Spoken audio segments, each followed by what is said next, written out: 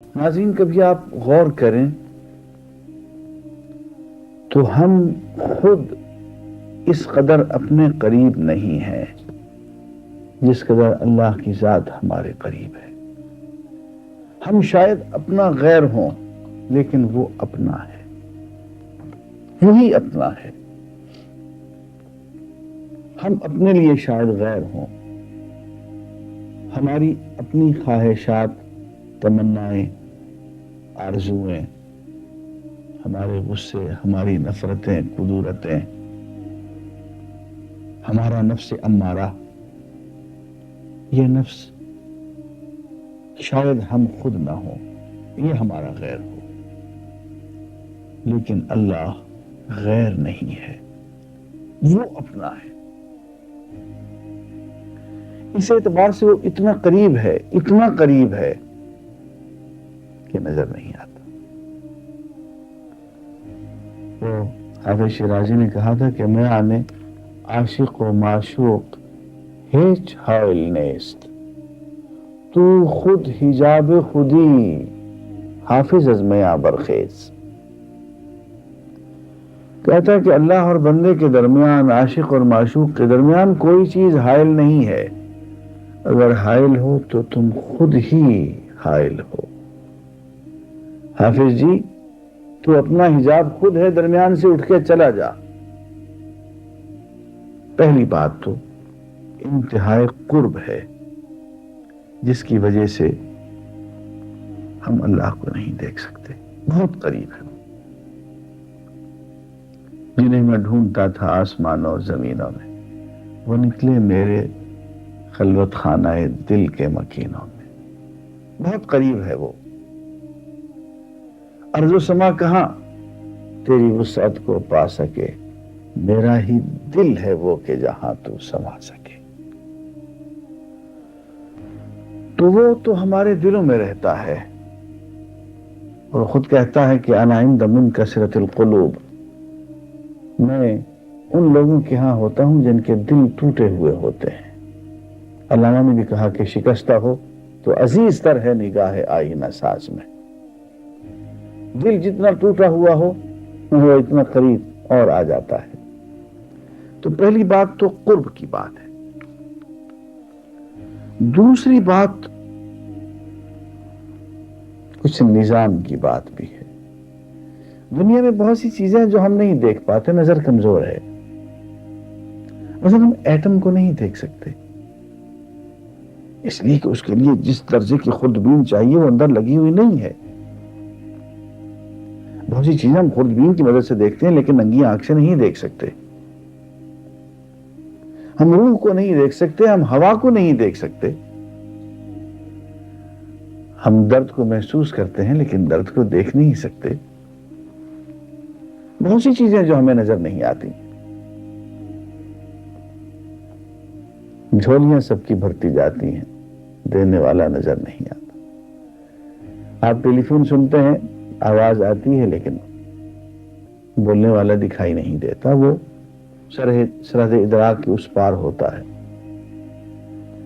تو ہر چیز کا نظر آنا ضروری نہیں ہوتا. ہاں امید ہے، لیے بیٹھے ہیں، اسی آس پہ بیٹھے ہوئے کہ اس سے ملیں گے، اسے دیکھیں گے، اس کا دیدار کریں گے. لیکن اس جہان میں جہاں پہ ہمیں یہ محدود جسم دیا گیا، محدود زندگی دی گئی، محدود ہوا سے خمسہ دیے گئے، وہاں پہ اس کو دیکھنا. جی ہیلو، السلام علیکم ڈاکٹر صاحب. وعلیکم السلام. میں بھی آپ کا پروگرام دیکھ رہی تھی. جی جی ایک سوال کرنا ہے آپ جی سے. جی خدا کا تصور دنیا کے تمام مذاہب میں پایا جاتا ہے. کیا اسلام کا تصور خدا بھی وہی ہے، یا پھر اسلام نے اللہ تعالیٰ کا تصور دنیا کے تمام مذاہب سے الگ دیا ہے؟ ایسا اگر ہے تو کیوں؟ اس کی ذرا کچھ تفصیل بتا دیجیے. میں عرض کرتا ہوں، پہلے اپنے سوال کے جواب تو دے لوں جو میں دے رہا ہوں، تو میں اس کے بعد پھر آپ کے سوال کی طرف بھی آتا ہوں. جی ضرور.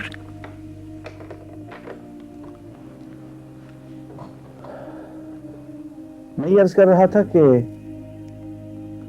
اس دنیا میں جو نظام ہے ہمارے محدود حواس خمسہ کا، اس میں تو ہم مادی چیزیں نہیں دیکھ سکتے، ہم ایٹم کو نہیں دیکھ سکتے، ایٹم کے اندر چلتے پھرتے ناچتے پھدکتے الیکٹرانز پروٹونز کو نہیں دیکھ سکتے، اللہ کو کیا دیکھیں۔ لیکن ایک بات ہے ضرور کہ وہ نظر آتا ضرور ہے، اس کا دست قدرت مظاہر قدرت میں نمایاں ہو جاتا ہے۔ اس نے کہا کہ بے حجابی یہ کہ ہر ذرے میں جلوہ آشکار، اور اس پہ گھونگھٹ یہ کہ صورت آج تک نادیدہ ہے، تو اس کے دیکھنے میں جلدی نہ کریں۔ مجھے یہاں علامہ کی وہ شعر بھی یاد آ رہے ہیں جس میں انہوں نے تصویر اور تصویر گر کا مکالمہ سنایا ہے، مجھے پورا تو یاد نہیں، کچھ ایسا ہے کہ کہا تصویر نے تصویر گر سے، نمائش ہے تیری میرے ہنر سے، لیکن کس قدر نامنصفی ہے کہ تو پوشیدہ ہو میری نظر سے۔ آگے کچھ ایسا ہے کہ گراں ہے چشم بینا دیدہ ور پر، جہاں بینی سے کیا گزری شرر پر، نظر درد و غم و سوز و تب و تاب، تو اے ناداں قناعت کر خبر پر۔ تو اس دنیا میں تو ہم خبر پہ بھروسہ کریں گے اور دل میں آس لیے لیے اس کی طرف بڑھیں گے۔ منزل تو وہی ہے، ہمارا آخر مقصد محبوب حقیقی تو وہی ہے، جانا تو اسی کی طرف ہے، اس کو تو دیکھنا ہے، زندگی ساری اسی کے ہاں گزارنی ہے جا کے، تو نظر کیوں نہیں آئے گا؟ لیکن ذرا سے انتظار چاہیے۔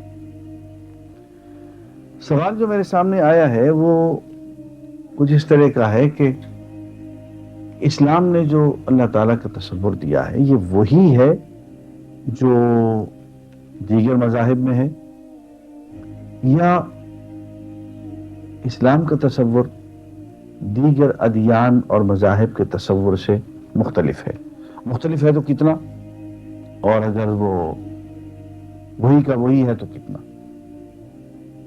اور فرق ہے تو کیوں؟ بات یہ ہے کہ اللہ تعالیٰ کا تصور تمام ادیان میں ایک ہی ہے۔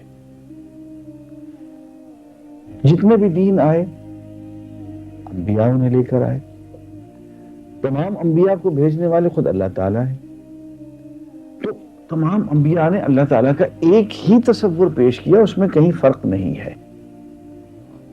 اس اعتبار سے جتنے بھی دین آئے وہ ایک ہی ایک دین ہے، حقیقت کبریٰ، ریئلی ریئل، تو وہی ایک ہے۔ لیکن بات یہ ہوئی کہ زمانے کے گزرنے سے کچھ بات بدلتی گئی، بگڑتی گئی، اس لیے خدا کے تصور میں بھی مختلف اقوام کے اندر جب ان کے دین کو آئے ہوئے ایک وقت گزر گیا تو اس میں کچھ تبدیلیاں آ گئیں، لوگوں نے اس کو بدل ڈالا، تحریف کر دیا۔ وہ آپ دیکھیں کہ مختلف دینوں میں بعض دینوں میں خدا کا تصور ایک خاندانی خدا کا ہے، وہ ایک خاندان کا خدا ہے، بس اسی خاندان کی وہ اس کو لک آفٹر کرتا ہے۔ ایک خدا کا تصور یہ بھی ہے کہ اس نے کائنات کو 6 دنوں میں پیدا کیا اور 6 دن بہت مصروف رہا اور 7ویں دن وہ تھک ہار گیا اور اس نے چھٹی کی۔ یہ بھی خدا کا تصور ہے کہ وہ تھک ہار جاتا ہے۔ ایک خدا کا تصور یہ ہے کہ صاحب اولاد ہے، اس کی بیٹیاں، مختلف ادیان میں یہ باتیں پائی جاتی ہیں، قرآن مجید میں ان کا ذکر ہے۔ خدا کا ایک تصور یہ بھی ہے کہ بہت منتقم مزاج ہے، ایک سپہ سالار ہے وہ، اور وہ اس کے مزاج کے اندر بہت سختی ہے۔ ایک مثلا خدا کا یہ تصور دیتا ہے کہ وہ محبت کا سراپا ہے، اور اس نے اپنے اختیارات جو ہیں آگے اپنے بیٹے کو دے دیے۔ یہ بھی خدا کا تصور۔ خدا کا تصور ایک بھی ایک اس کو لاکھوں کروڑوں اوتاروں میں اور بتوں میں ڈھال کے رکھ دیا لوگوں نے. ایک مذہب میں خدا کا تصور جو ہے بندے اور خدا کا تعلق جو ہے وہ باپ اور بیٹے کا بنتا ہے. خدا کو فادر کہا جاتا ہے. اگر ہندوستان میں آ جائیے تو خدا کا تصور جو ہے ایک خاص مذہب میں بندے اور بیٹے کا خدا اور بندے کا تصور جو ہے وہ خامد اور بیوی کا تصور. آپ جا کے دیکھ لیجیے, سدا سہاگنیں آپ کو نظر آئیں گی, مرد چوڑیاں پہنے ہوئے نظر آئیں گے, صوفی صاحبان. وہاں ان کی اس مذہب کے جو مسٹک ہیں ان کا یہ تصور ہے. یہ سدا سہاگنی کیا ہے؟ یہ اپنے آپ کو خدا کی بیویاں سمجھتے ہیں. تصور ہے خدا کا. زرتشت مذہب میں بھلائی کا خدا الگ ہے, برائی کا خدا الگ ہے. یہ یزداں ہے, وہ ہرمن ہے. تو مختلف مذاہب میں خدا کے تصورات جو ہیں وہ الگ الگ ہیں. لیکن یہ اس لیے نہیں کہ ان مذاہب کو لانے والے جو انبیاء تھے انہوں نے کوئی غلطی کی تھی, نہیں. وہ اس لیے کہ لوگوں نے اس کو پریزرو کرنے میں کوتاہی کی, اس کو محفوظ نہ رکھ سکے, اس میں تحریف ہو گئی, تبدیلی ہو گئی. اسلام نے جو سب سے بڑا کارنامہ سر انجام دیا ہے وہ اللہ تعالیٰ کے تصور کو انتہائی واضح انداز میں پیش کیا ہے, اور بالکل وہی تصور دیا ہے جو تمام انبیاء لے کر آئے.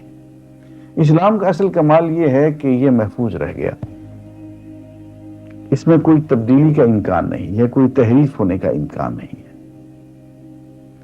اب اللہ تعالیٰ کا جو تصور اسلام میں ہے وہ تو ایک بہت بڑی بات ہے. میں چند آیات پڑھ کے وہ انشاءاللہ آپ کے سامنے وہ واضح کروں گا. لیکن ایک بہت اہم بات یہ ہے ہمارے ہاں کہ ہمارے ہاں بھی دیگر مذاہب کی طرح سے اللہ کا اور بندے کا ایک محبت کا رشتہ بتایا گیا ہے. گاڈ از لو, ہمارے بھی یہی کہا جاتا ہے. حتیٰ کہ مولانا فضل الرحمان گنج مراد آبادی جب لفظ اللہ کا ترجمہ کرتے ہیں اپنی اس زمانے کی ہندی میں, بہت خوبصورت ترجمہ ہے, مجھے تو بہت پیارا لگتا ہے. وہ اللہ کا ترجمہ من موہن کرتے ہیں. من موہن یعنی دلوں کا محبوب. تو محبت کا تصور ہمارے ہاں بھی ہے, لیکن ایک بہت اہم بات جو ہے ہمارے یہاں بھی مامتا کا تصور ہے.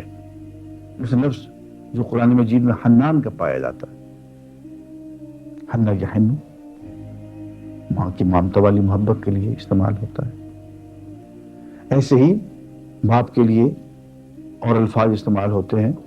ودود کا لفظ اللہ تعالیٰ کے لیے ودود کا لفظ ہے دوست, پیارا.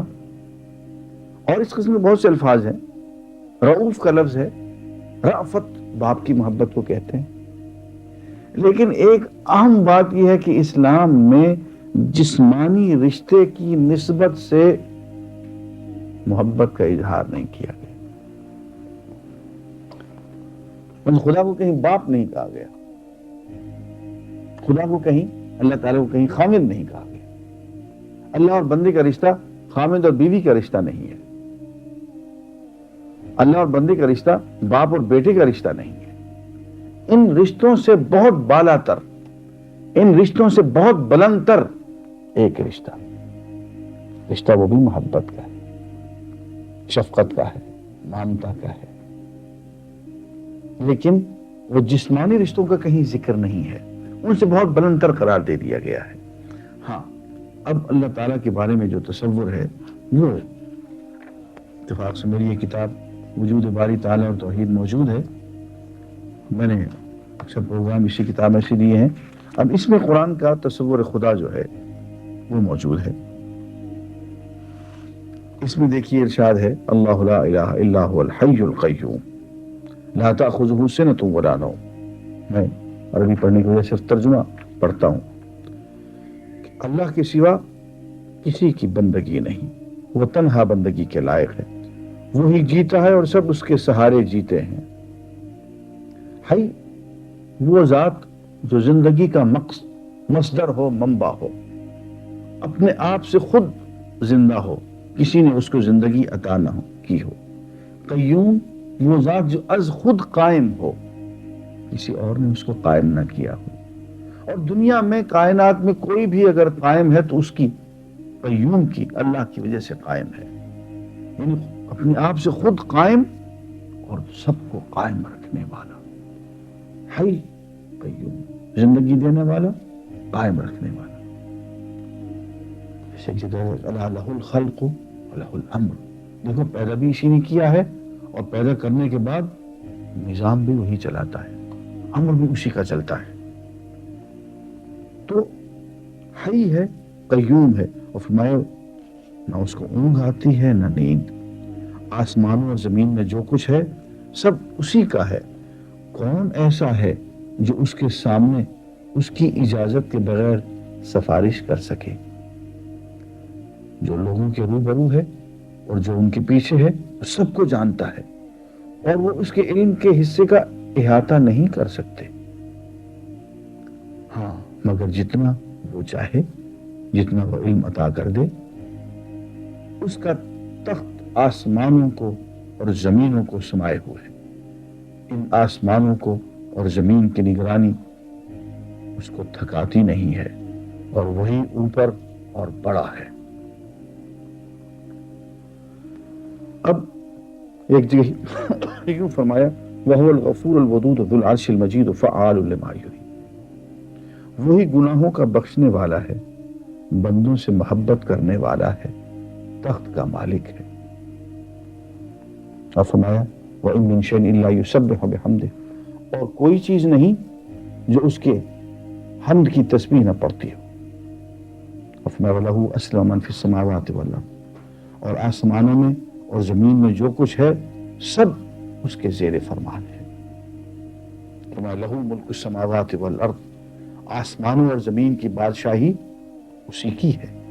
فرمایا كُلُّ شَيْءٍ هَالِكٌ إِلَّا وَجْهَهُ لَهُ الْحُكْمُ، اس کی ذات کے سوا ہر چیز فانی ہے، اسی کے ہاتھ میں فیصلے کی طاقت ہے۔ فرمایا لَيْسَ كَمِثْلِهِ شَيْءٌ وَهُوَ السَّمِيعُ الْبَصِيرُ، اس کے مانند کوئی چیز نہیں اور وہ سننے والا اور دیکھنے والا ہے۔ اور پھر آخر میں یہ بھی پڑھیے وَإِن يَمْسَسْكَ اللَّهُ بِضُرٍّ فَلَا كَاشِفَ لَهُ إِلَّا هُوَ وَإِن يُرِدْكَ بِخَيْرٍ فَلَا رَادَّ لِفَضْلِهِ يُصِيبُ بِهِ مَن يَشَاءُ مِنْ عِبَادِهِ وَهُوَ الْغَفُورُ الرَّحِيمُ، اور اگر اللہ تجھے مصیبت پہنچائے تو اس کے سوا اس کا دور کرنے والا اور کوئی نہیں، اور اگر وہ تیرے ساتھ بھلائی کرے تو اس کے فضل و کرم کو کوئی روکنے والا نہیں۔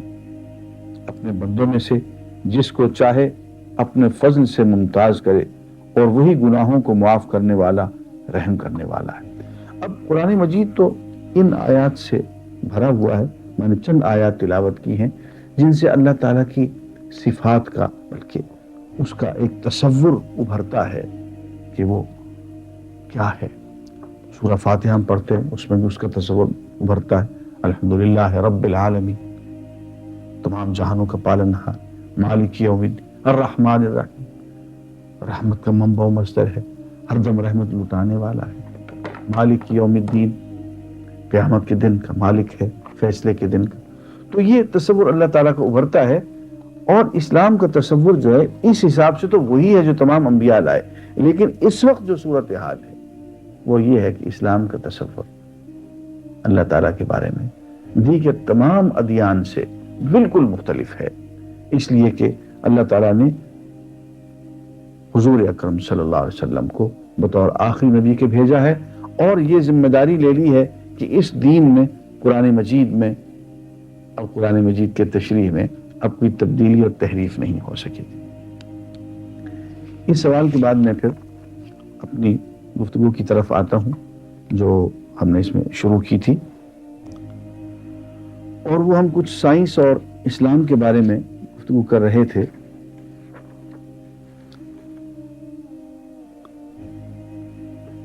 اس دور میں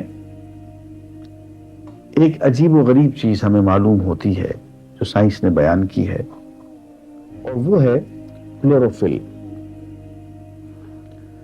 جب نباتات پہ پانی ڈالا جاتا ہے تو ایک سبز رنگ کا مادہ پیدا ہوتا ہے جسے کلوروفل کہتے ہیں۔ یہ کلوروفل نباتات میں پھل اور دانے کی افزائش کا سبب بنتا ہے۔ یہ ایک اس دور کی دریافت ہے۔ حضور اکرم صلی اللہ علیہ وسلم کے زمانے میں، یا اس زمانے میں جب قرآن مجید نازل ہوا، کسی کو اس بات کی خبر نہیں تھی کہ پھلوں کی اور دانوں کی پیدائش کا جو ایک بہت بڑا سبب ہے، ذریعہ ہے، وہ کلوروفل ہے، سبز مادہ ہے۔ لیکن اب آپ ذرا انصاف سے کام لیجئے گا اور قرآن مجید کی اس آیت کو ذرا غور سے پڑھیے اور سنیے۔ یہ آیت سورہ الانعام کی آیت نمبر 99 ہے۔ ارشاد باری تعالی ہے، وَهُوَ الَّذِي أَنزَلَ مِنَ السَّمَاءِ مَاءً فَأَخْرَجْنَا بِهِ نَبَاتَ كُلِّ شَيْءٍ فَأَخْرَجْنَا مِنْهُ خَضِرًا نُخْرِجُ مِنْهُ حَبًّا مُتَرَاكِبًا۔ وہی ہے جس نے آسمان سے پانی برسایا اور اس کے ذریعے نباتات میں سے ہر چیز پیدا کی اور اس میں سبز مادہ پیدا کیا۔ فَأَخْرَجْنَا مِنْهُ خَضِرًا، سبز مادہ پیدا کیا، نُخْرِجُ مِنْهُ حَبًّا مُتَرَاكِبًا، اور اس سبز مادے سے، جس کے ذریعے سے ہم دانوں کے ڈھیر پیدا کرتے ہیں۔ اب قرآن کا یہ کہنا کہ اس سبز مادے کے ذریعے سے ہم دانوں کے ڈھیر پیدا کرتے ہیں، اور اس دور میں یہ بات کہہ دینا، ظاہر ہے کہ اس دور کے لوگوں کو تو یہ بات سمجھ میں نہیں آئی ہوگی کہ سبز مادے کے ذریعے سے کس طرح سے دانوں کے ڈھیر پیدا ہوتے ہیں۔ اسی کو کلوروفل کا انہیں کوئی کانسیپٹ نہیں تھا۔ لیکن آج کے دور میں یہ شخص نے سائنس پڑھی ہو اور اس کو پتا ہو کہ 20ویں صدی میں کلوروفل دریافت ہوئی اور سبز مادے کی اہمیت معلوم ہوئی، اور یہ سبز مادہ جو ہے اس کے ذریعے سے دانوں کے ڈھیر پیدا ہوتے ہیں،